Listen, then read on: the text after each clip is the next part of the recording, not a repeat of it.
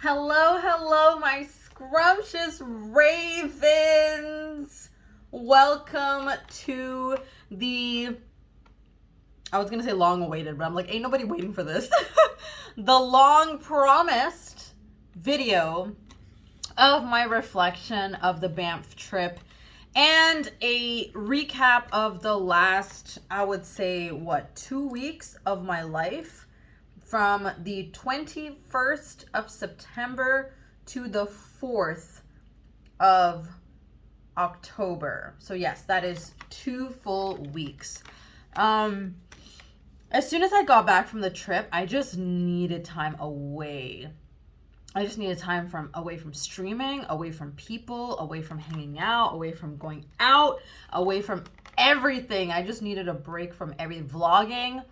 And honestly, I'm in such a better place to do this recap, to do this video. So I'm really glad and proud of myself that I took that time.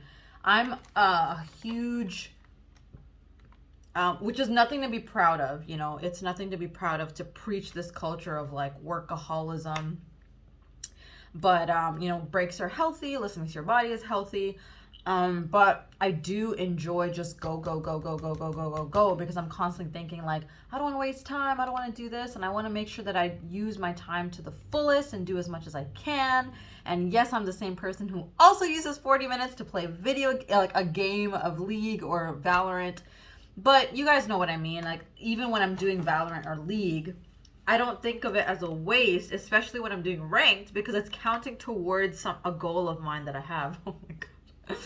So anyways, we're just gonna go kind of through some lessons that I learned over the trip, some things I realized over the trip, some things I felt, just like it's not gonna be quick, a reflection session. I tried to note down things to kind of help me get through this. So we're basically going to be covering day 322, which is October 21st, all the way to day 335, which was yesterday, Monday, October 4th.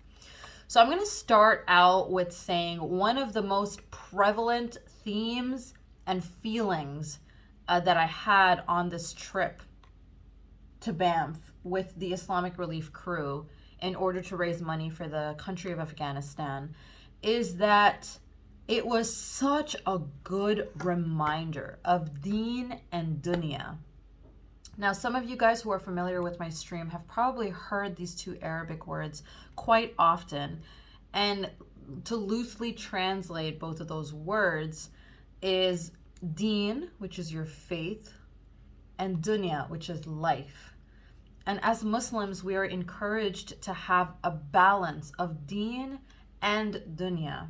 That doesn't mean that you're not allowed to completely devote yourself to God if you want to, but it's recommended not to completely devote yourself to the world, because then you lose track of God, and then what's the point of calling yourself a Muslim if you're not really building that relationship with God and you're not practicing the religion of Islam.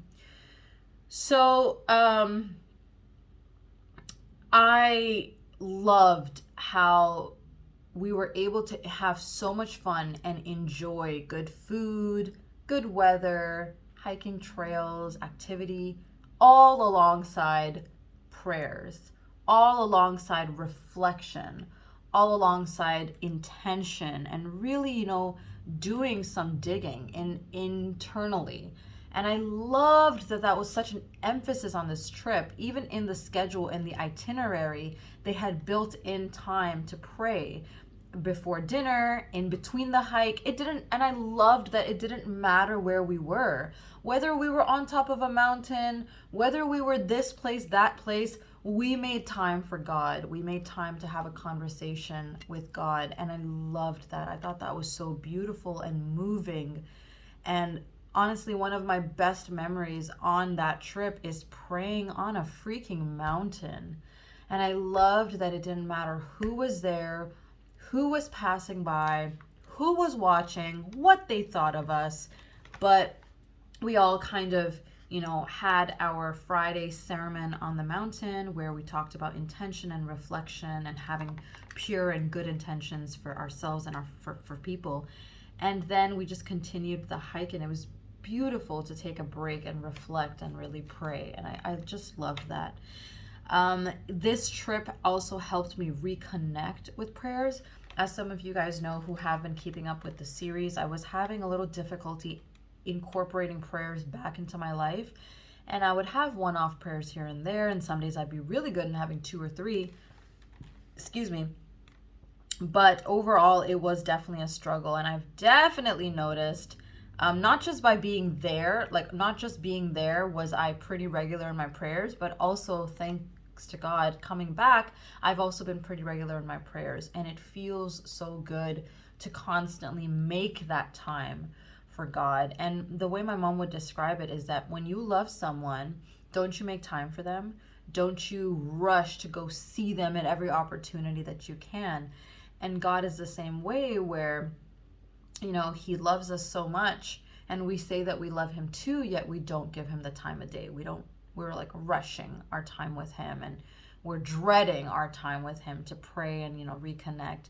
So that's kind of the way I've tried to look at it. And definitely being in a whole other province with no one watching really, except of course the people that you're staying with, but no one would have said like, oh, aren't you gonna pray so and so?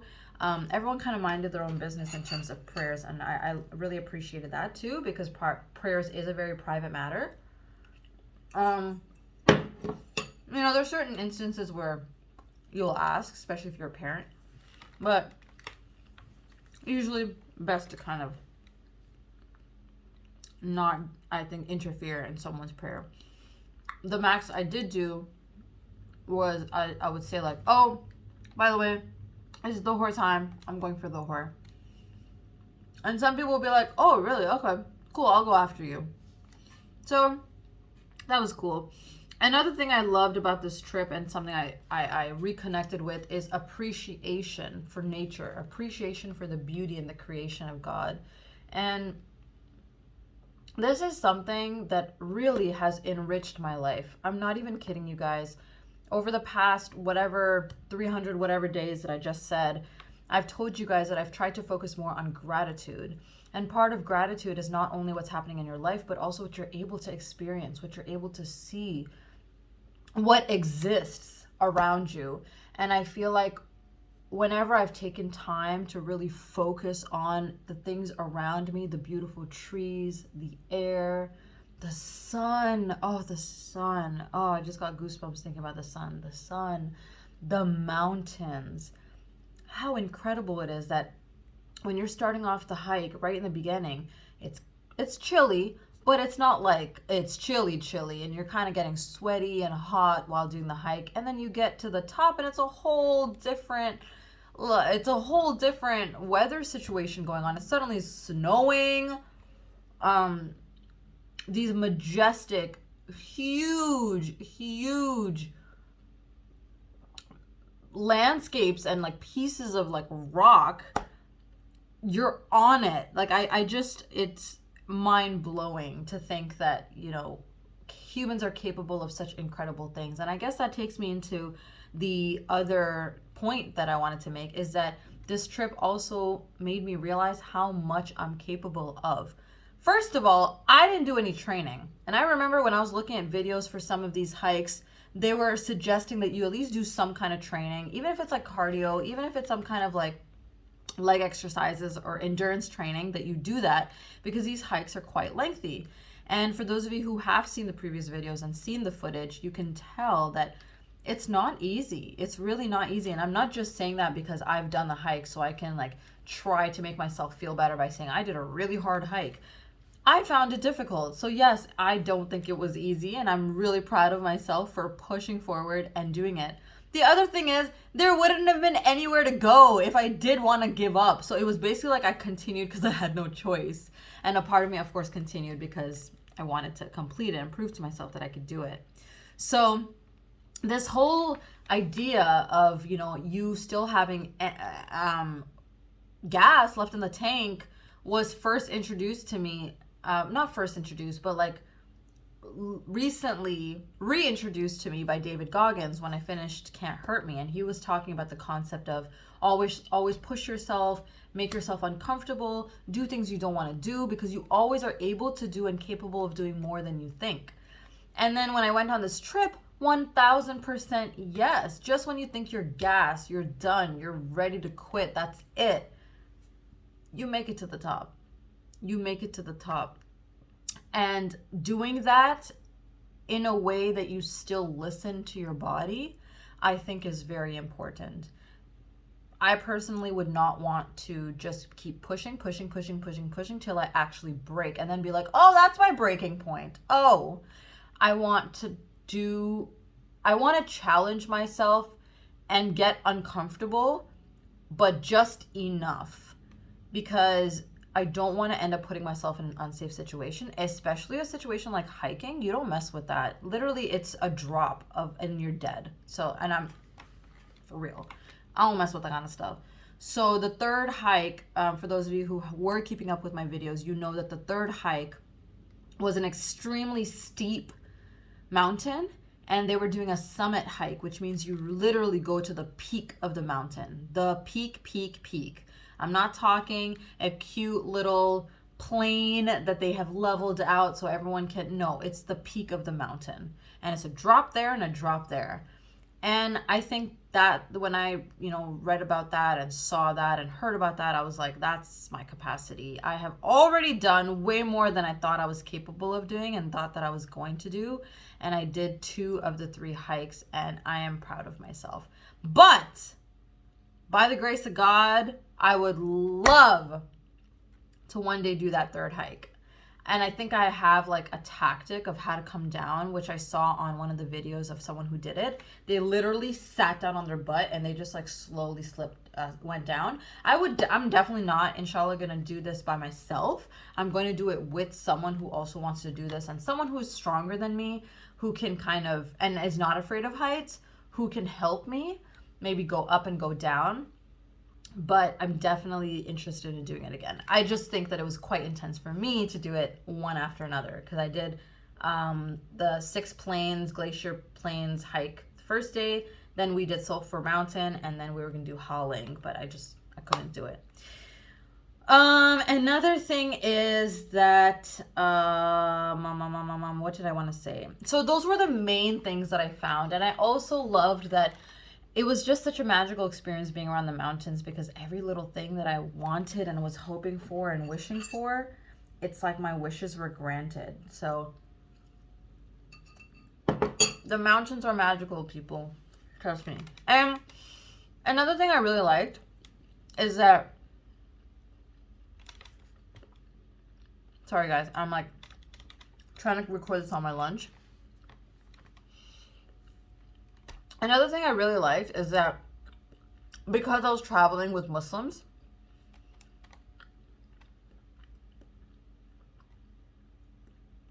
I could mention something that I was feeling, or something Islamic, or relating it back to my faith somehow, and I didn't have to go into further explanation.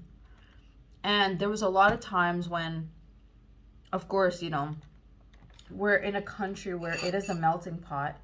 And so 100% you're going to befriend all kinds of people, all kinds of beliefs. And there's nothing wrong with that.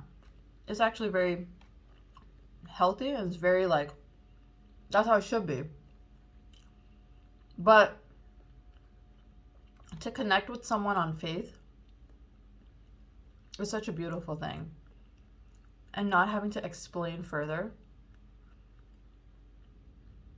Although I'm more than happy to answer questions when people ask me questions about Islam or about being a Muslim. There are moments like that where you're in the middle of the mountains and you feel so vulnerable, and you feel like you're just in awe of God's majesty.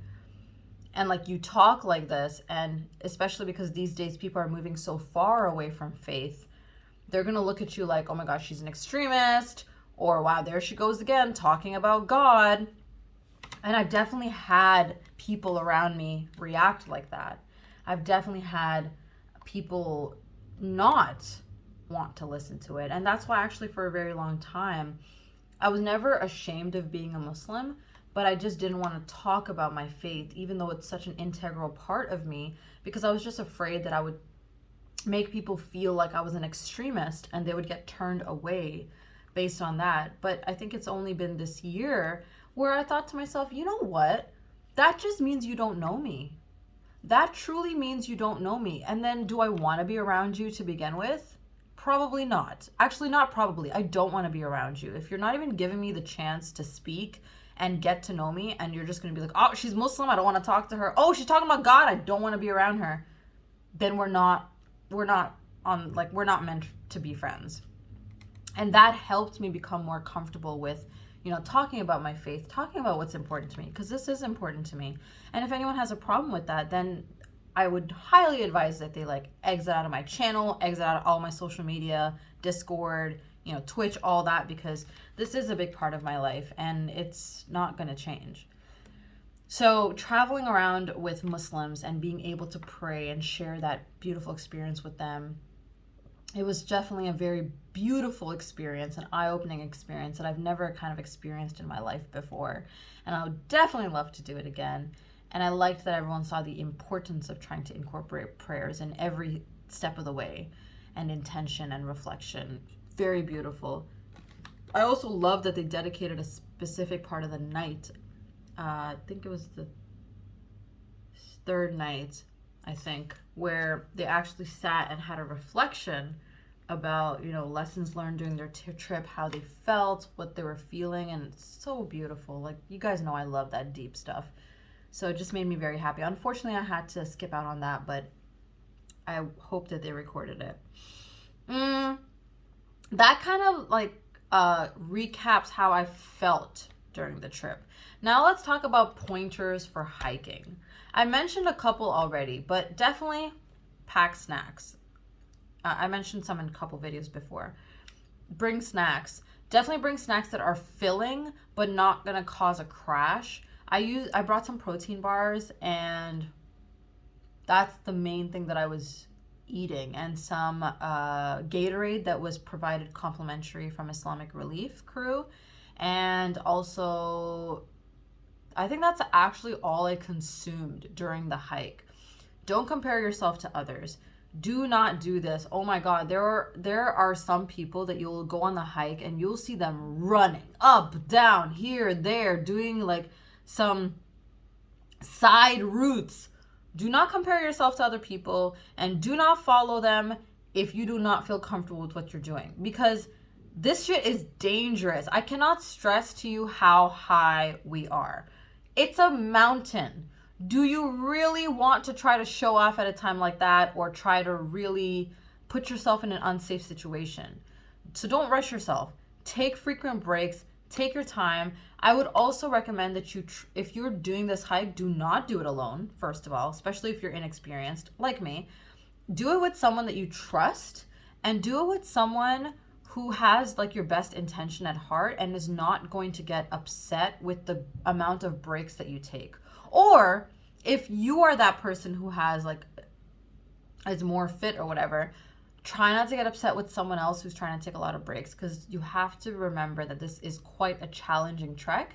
And maybe that's another point of a caution. If you are doing this, make sure you do it with someone who's maybe at the same physical activity level as you. So that way you both kind of take breaks around the same time.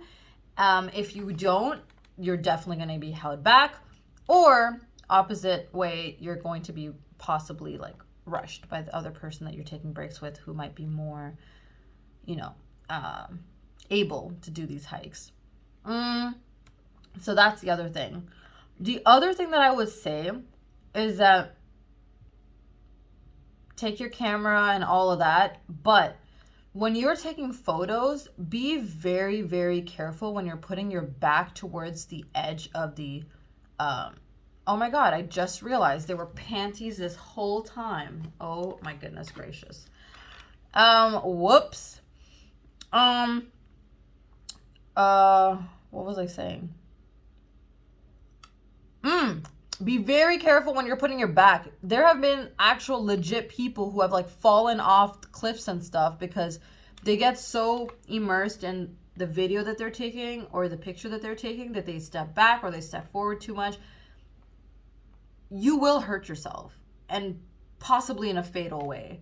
There were some people that were doing some crazy stuff. It was they went on a slope that wasn't even part of the trail, and they were like holding a tree branch and leaning back and taking photos. And I'm like, bro, all that has to do is snap. All that has to do is snap, and then you bang, down. Don't do that shit, guys. Like, I don't know. Do it if you want to be reckless, but like, I would highly recommend that you don't do that stuff. Be careful when you're taking your pictures and videos. That is why maybe a selfie stick is a better option, because you can stand in a safe spot and then just literally stick out your hand. That's probably a better idea. I was able to hike those 2 mountains in my Adidas Ultra Boost. Shout out to Adidas. Love their shoes. Contemplating getting a second pair because they worked so well. Definitely, get hiking boots if that's something that would make you feel more comfortable, because I did see some people with hiking boots and it seemed like they had like better grip. Layers wise, I would always go more. Honestly, I get cold very easily. So, take that with a grain of salt. If you're a person who does not get cold easily, you might be able to do these hikes with very little clothing in September, which is when we went, which is when it was cold. But I saw some people in literally like a top, a fleece, a windbreaker, and then like a short, like a jacket. Like that's all they were wearing. Like very little light clothes. Meanwhile, we got a t-shirt, we got a sweater, we got the windbreaker, and then we got a winter jacket on top, like Canada winter jacket on top with the fur and all of that. I was actually the only one in my winter jacket, to be honest, at least if I remember correctly. But that's what worked for me. That's what made me feel comfortable, because I get cold very easily. So definitely check out the weather, gauge the temperatures. Also keep in mind that when you do go up at higher elevation, the climate does change. It's suddenly super windy, maybe even snowy and rainy. So definitely keep that in mind. I wouldn't go for like umbrellas and stuff. That's a little extra. But if that's how you feel comfortable, you do your thing. That's pretty much all I can say in terms of pointers and how I was feeling. Nothing too crazy in that department. And be careful with what you're packing. Y'all know I got pulled over for that self-defense tool / multi-tool. Be careful with what you're packing. That's pretty standard airport advice. And do not overpack either. I feel like, personally speaking, 2 leggings were enough for 4 days or 5 days, 4 nights, 5 days. Two pairs of leggings were more than enough. Fleece lined, but everyone's different. And I ended up taking like 5 tops or something. Honestly, you just need probably 3 tops max. One, and like you can just alternate between them when you go to, and like one shirt for going to bed, and like shorts or something for bed. And then those 3 tops with leggings. Just rotate them, and a sweater and a windbreaker and your winter jacket. Honestly, you're set. So hopefully this helps anyone who is planning to go hiking. I had an amazing trip, and I have found that I love hiking. I do, and I'm already on the lookout for like new places to go. So definitely open up yourself to new experiences, guys. You never know what you will stumble upon that will just open up your mind, change your life, and make you feel like, wow, this is a new hobby that I love. And that's been hiking for me. Before I end this video, I'm going to do a quick recap of stuff that I have partaken in over the last 2 weeks. So I did sign up for a gym membership. And with that, I also signed up for 7 personal training sessions. because I would like to actually get back into going to the gym, and have some help with, stuff that I am struggling with, like losing belly fat, losing love handles, getting like a butt lift, and getting upper body strength. And if I can do that with a personal trainer, I am very, very, very happy to do that. And there was a really good deal, which averaged to about like $25 an hour for the trainer, which is pretty reasonable. And we're getting it from Good Life. I also visited Costco for the first time, which was an incredible experience. Shit is so big, very disorganized. I was very unhappy with the aisles. There's no like labels of what is going to be in this aisle. You just have to go like browsing around and looking. But it was definitely a fun experience. I found a new singer that I really, really enjoy listening to over this past 2 weeks as well. The person is called Novo Amor, Novo space Amor. He does kind of like indie alternative music, very chill, very Life is Strange vibes, and actually he does have a Life is Strange song in True Colors, the new Life is Strange. Beautiful, beautiful music. Check out Ontario and something. Hold on. Ontario and Anchor, I think, was the other one. Or Haven. One of those. I also tried out indoor beach volleyball for the first time as well, which was super fun. My friend ended up needing me to sub. But when I went there, they were full, and then another team needed a sub, so I stepped in for them. After that hour and a half, I just ended up staying, and then another team needed a sub, so I was like, can I play? So I basically got to play 3 hours of volleyball, and I technically paid $40 for it because I'm counting the Uber that I took there and back home. So that was extremely fun. Not a fan of the sand, but listen, I wanted to play any which way possible. It's hella fun. Beach volleyball is a big workout because running in the sand, let me tell you, you sweat. There was an Islamic Relief mini reunion for the peeps in Toronto, so I did go out to lunch with them, which was extremely nice, and that was right before volleyball. My prayers have been way, way, way better than it was before, and I've spent a lot of time working on art. These past 2 weeks, I've worked on your bookmarks, I've worked on your magnets, I've worked on your keychains, I've worked on all kinds of things, guys, and I'm just very excited to continue working on art and sharing it with you guys. And once again, thank you so much for allowing me to have this beautiful experience. I could not have done it without your support. I could not have done it without your, sharing, and I really do appreciate that. I'm sorry that this video got so damn long, but I am really excited to share the keychains with you guys. So that concludes Tuesday, October 21st to Monday, October 4th. As always, I am wishing your heart and your mind and your soul and your spirit and your body peace and happiness and goodness. Please choose to be kind to yourself and to others. Stay safe, my boo-boos. Stay scrumptious, my noo-noos. And do not forget to take time off from things that you need time off from. You do not need to profusely apologize for it. Your mental health comes first. Your mental well-being comes first. You come first.